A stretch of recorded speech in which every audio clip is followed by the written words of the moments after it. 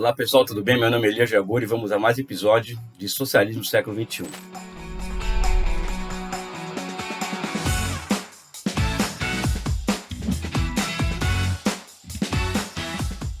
A ideia aqui hoje é fazer um balanço do que foi o socialismo nesse ano de 2022, né? Ou seja, não é um balanço dos mais fáceis a fazer. É difícil falar isso em pouco mais de 10 minutos, um pouco menos, mas eu acho que é importante nós colocarmos, até para fins de abstrações futuras, né? As dificuldades que o socialismo passou nesse ano, que são as dificuldades de experiências socialistas que se dão em um mundo capitalista, em um mundo onde as instituições, as regras do jogo são dadas pelos países capitalistas centrais, né?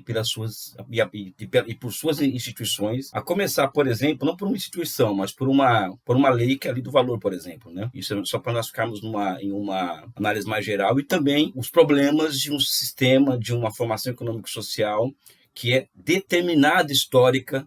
E eu também coloco sempre geopoliticamente. Então, isso é uma experiência aquela velha história do Marx, né? Nós não fazemos história em condições que nós escolhemos. Então, o socialismo também ele surge a partir de condições que não foram escolhidas por quem fez a revolução. E talvez, eu acho que é importante colocarmos aqui na conversa, que ao contrário do feudalismo, do escravismo e do próprio capitalismo, o capitalismo, ele tá, vamos pegar a Revolução Puritana, 1644, se eu não me engano, e Revolução Industrial, 1770, são 130 anos, 125 anos, em que foram criadas instituições que foram preparando a Inglaterra para a Revolução Industrial e também para o surgimento de um tipo de propriedade privada. Então, o capitalismo, eu costumo dizer que ele não começa do zero. É uma experiência que ele não começa do zero, ele é preparado institucionalmente para a sua realização na Inglaterra. Daí pode se discutir como que se deu, por que ocorre a Revolução Industrial lá e não na França. Isso é uma discussão interessante, mas o importante para a nossa conversa aqui é dizer que o capitalismo não começa do zero, ao contrário, ele é preparado historicamente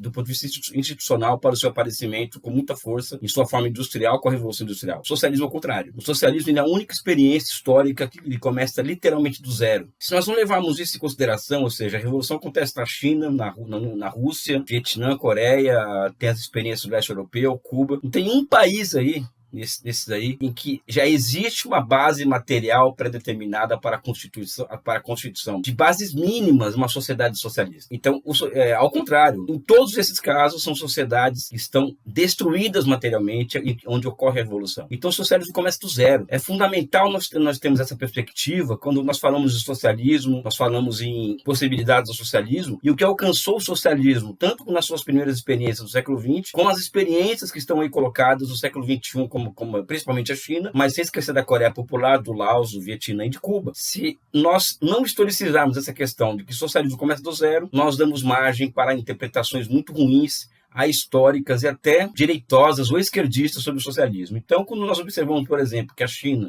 ela consegue driblar o mundo inteiro durante 40 anos, literalmente enrolar o mundo durante 40 anos, em busca de novas tecnologias, em busca de indigenizar, ou seja, de internalizar novas tecnologias, de fazer catch-up tecnológico, de levar o país ao pé de igualdade com o capitalismo central, em termos de tecnológicos, produtividade do trabalho. De repente, todo mundo percebeu que a China estava jogando esse jogo, né, a começar por Trump. Eu estava assistindo esses dias uma entrevista do Jiang Zemin, que é o ex-presidente da China, que acabou de falecer, naquele programa famoso americano, 60 Minutes, que é um baita programa de entrevista em que o cara que entrevista, não lembro quem é, faz perguntas altamente um exercício de sincericídio absurdo. Então, o tempo inteiro ele fustigando Jiang Zemin sobre Estados Unidos, China comparando democracias e tal, algo que é intolerável para os chineses hoje, que eles vão para cima dos americanos. O Jiang Zemin dando 1000 voltas, né? 1000 voltas, não respondendo a questão, respondendo de uma forma lateral. Ou seja, para quem não percebe o que está em jogo, ali é 2001 mais ou menos, acho que é entre 99 e 2001, quem não sabe o que está em jogo, imagina que o Jiang Zemin é um contra-revolucionário, é um revisionista, o cara não está indo para cima do cara que está falando mal do socialismo, isso, aquilo.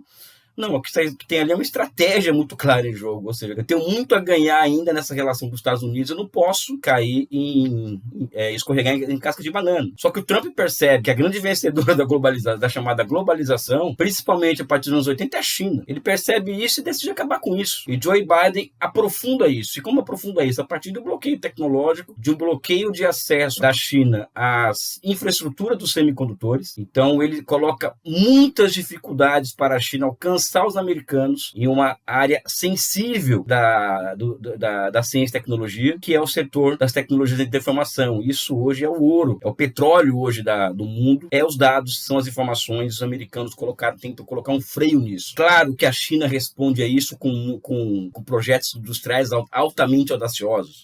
É algo simplesmente impressionante. Barry Naughton, por exemplo, disse em uma palestra que ele deu na Amherst University, nos Estados Unidos, que nem ele sabe, que é um cara que tem mais de 1.000 fontes acadêmicas dos Estados Unidos, de onde que sai tanto dinheiro para a China fazer o que eles estão fazendo. Então a China consegue montar do nada 2.000 startups para poder enfrentar a questão dos semicondutores. Ou seja, a China, ela joga, vamos dizer assim, todo o seu aparato institucional, político, financeiro e todas as suas energias para conseguir essa vitória que seria a construção em escala do chip de 7 nanômetros. Já conseguiu construir um chip, né? Falta colocar a escala nisso e fazer o de 5 nanômetros, que é muito complicado. Existem vozes, por exemplo, interessantes que dizem que os americanos sabem que seria impossível ganhar uma guerra local contra a China. Então, como a guerra gira em torno dos semicondutores, é a única fábrica única região do mundo que pode produzir isso com o que produzir com os chineses querem é Taiwan. Os americanos eles querem destruir com a TSMC, que é a fábrica de semicondutores que a China utiliza para repor os seus estoques de chips, etc. Ou seja, não é uma brincadeira o que está acontecendo. Então, a grande dificuldade que a China passou esse ano nessa questão é essa. Eu sou um pouco otimista, porque não por uma questão de ser pró-chinês, mas sim por conta do que a China conseguiu construir em 40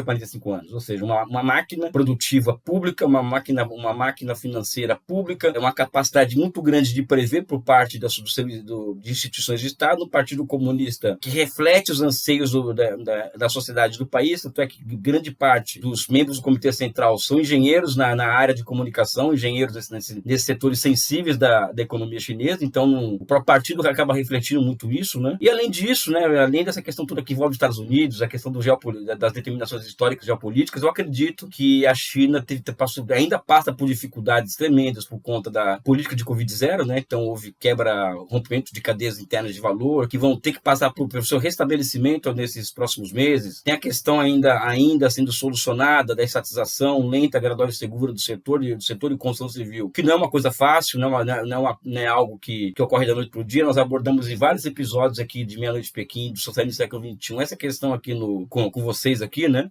E Covid-0, essa questão da Evergrande, do setor de construção civil, e também essa tempestade semiótica, essa guerra cultural que foi lançada sobre a China, que um dia nós vamos, talvez no próximo episódio de Meia Noite de Pequim, vamos abordar esse assunto coletivo contra a China. Então existe um cerco muito grande à China, que exige do Partido Comunista da China uma maturidade política muito grande. Existem desafios internos também que não são poucos, como a questão da desigualdade social, que está sendo enfrentada na unha, né, cortando na carne, com bilionários sendo expulsos, saindo do país, colocando claro que o Xi Jinping é seu inimigo. Dissemos aqui em um episódio que todos os bilionários chineses querem sair da China, e boa parte dos bilionários também o desejam. Ou seja, o Xi Jinping declarou guerra aos bilionários em nome de um lema que é retomado hoje na China, da prosperidade comum. Não é o comum dos movimentos da esquerda não tradicional, que absorveu essa palavra comum, mas não sabe o que fazer com ela, né? Em qualquer coisa seja comum, né? Pega esses movimentos sociais que viram partidos, movimento pelo movimento, falam muito do comum, né? Só que não sabe lidar com esse conceito. A China tem um conceito historicamente construído de prosperidade comum que eles estão usando agora para a constituição do maior estado de bem-estar social e mais amplo do mundo em 2035 e de uma sociedade de carbono zero em 2050, 2049, 2050. Enfim, a China teve imensos desafios esse ano, esses desafios tendem a recrudescer nos próximos anos, envolvendo a questão de Taiwan, apesar da vitória do Kuomintang nas eleições de lá, né? Entre outros milhares de desafios que o socialismo chinês vai ter no mundo, né? Os países como Coreia do Norte, Cuba, passando por imensas dificuldades, são países que, apesar de terem estruturas econômicas diferentes, a Coreia Popular ainda tem uma base industrial, Cuba não tem, mas passam por imensas dificuldades por conta das sanções, dos bloqueios financeiros, né? Então, no caso de Cuba, por exemplo, não tem como colocar destaque no papel que o bloqueio do imperialismo norte-americano na ilha tem na performance econômica de Cuba. Então, não dá para relativizar isso daí. Não existe solução para Cuba sem o fim do bloqueio, sem a queda do embargo, sem a queda das sanções, e mais, sanções essas que foram elevadas ao quadrado durante a administração Trump, né? Então, Cuba está passando por dificuldades muito grandes, e dificuldades que todos viram que foram decuplicadas com a pandemia, pois o turismo ele é uma fonte, a grande fonte de divisas de Cuba. Qualquer país do mundo hoje, para sobreviver, tem que ter capacidade de importação, tem que ter capacidade de importar, e para isso precisa de divisas internas. Então, Cuba vive no vermelho por conta disso. Mas existem pontos interessantes também que está acontecendo ali. Por exemplo, a eleição de governos progressistas na América Latina podem vir a ser um alívio para Cuba. O reconhecimento também da Venezuela, porque a Venezuela pode ser um elemento fundamental para a contenção da inflação no mundo, da inflação causada pelo petróleo no mundo. Então, todos os países do mundo, menos o Brasil de Bolsonaro, já está passando a reconhecer Nicolás Maduro como legítimo presidente da Venezuela, e recolocar a Venezuela na divisão internacional do trabalho de petróleo. Então, isso pode favorecer Cuba indiretamente, assim como essa última visita de Miguel Díaz-Canel a Xi Jinping, que rendeu praticamente perdão das dívidas cubanas, porque a Cuba rescalona suas dívidas com a China há mais de 30 anos que aqui Cuba faz isso, os chineses sempre fazem, e agora teve uma doação de 100 milhões de dólares, mais a assinatura de N acordo entre os dois países, porque Cuba é um caso interessante. Cuba é um caso cujo sucesso depende também, não somente do fim do bloqueio, mas também de estar apoiado em um projeto nacional de fora, ou seja o chinês, seja o venezuelano, que é um país muito pequeno e não dotado de todos os recursos naturais para a sua manutenção. Então, Cuba, o que nós chamamos de economia de internacionalização de fatores, se impõe àquela ilha. Mas a situação é grave, da situação cubana, que ninguém esconde a verdade de ninguém, mas fica a lição de um povo em luta, em resistência, e que acredito que vai vencer essa batalha também, né? Porque na história, como diz o Lenin, não existe volta atrás. Vietnã é o que menos teve notícias, né, durante essa pandemia, durante esse processo último todo, né? Mas, ao que tudo indica, existe um processo de elevação da sua aproximação com a China, né? Porque são rivais históricos, né? E isso ocorre dentro dos marcos da União Eurásica, da Nova Rota da Seda, ou seja, a influência da economia chinesa sobre o Vietnã e o efeito gravitacional da experiência chinesa afeta diretamente o Vietnã, que segue uma política de socialismo de mercado muito semelhante à chinesa, mas com suas condições, né?